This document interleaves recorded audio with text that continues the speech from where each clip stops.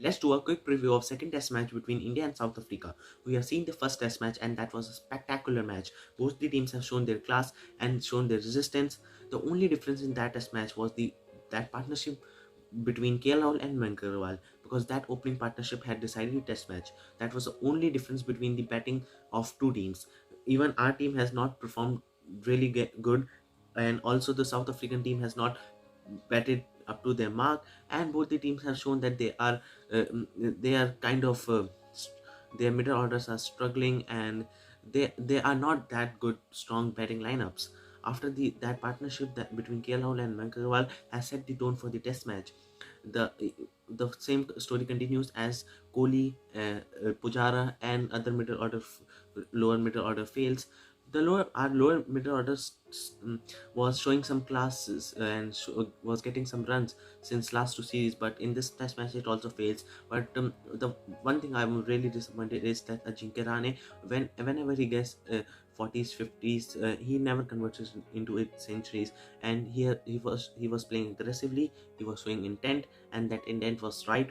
In the strokes that he plays, he looks better than any batsman. But the one and two shots that he played, sometimes he get run out. He looks confused after 50s and 40s. It's looked like he was always nervous to get a 100, and even playing some around 90 test match, he never get a 200 in test match. That is, I don't know how to explain it. He always played 20, 30s, 40s cameos, but then get out.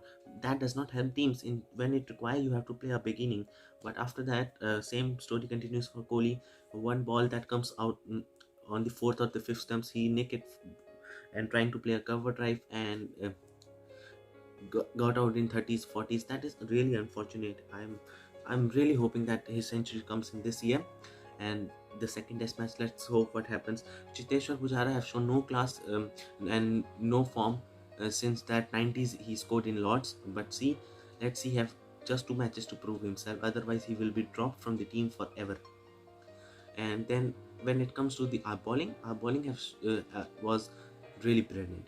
I have to mention Mohammad Shami. He is my favorite bowler, and the way he bowls on the second innings, in the first innings, that is brilliant. Even in the second innings, if you see, Mohammad Shami is most lethal bowler because he has that skill of reverse swing even better than Bumrah.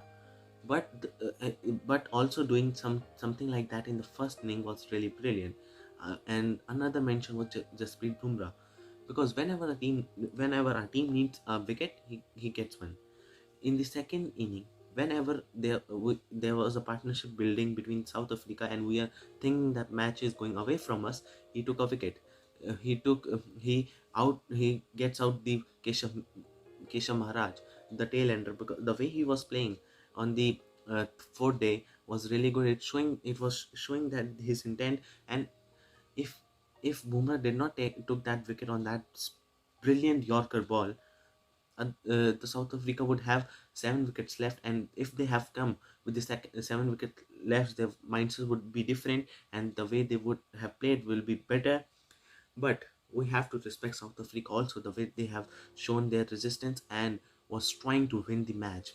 That was only 2 or 3 bad shots or 2 or 3 partnership breaking wickets that took away the match from the South Africa. The first inning, the South Africa would have played 30 or 40, made have 30 or 40 runs. Maybe the result would be different, but that partnership, that Bumrah break between Quinton de Kock and Bamuma was the match-changing partnership, because the way they were going, it was looking that they are going for win, because that pitch was not meant to be defense, because the ball was coming really nice to the bat. But whenever the ball comes really nice to bat, there is more chance of getting nick in the test matches. So let's see what happens in the test match. Also, the big news is that Quinton de Kock has retired from the test match. We all know that there was some conversations between the South African board and Quinton de Kock, but he's not happy to play for them, and he does not want to give best of him for the South African team.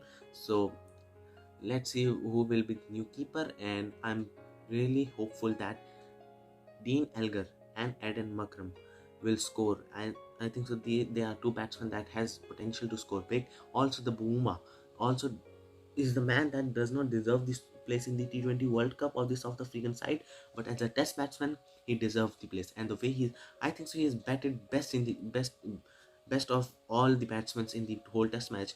I know KL Rahul has scored one century, but the in the in positions where the Bumrah has come and shown his class and played that 40s 50s knocks was really good.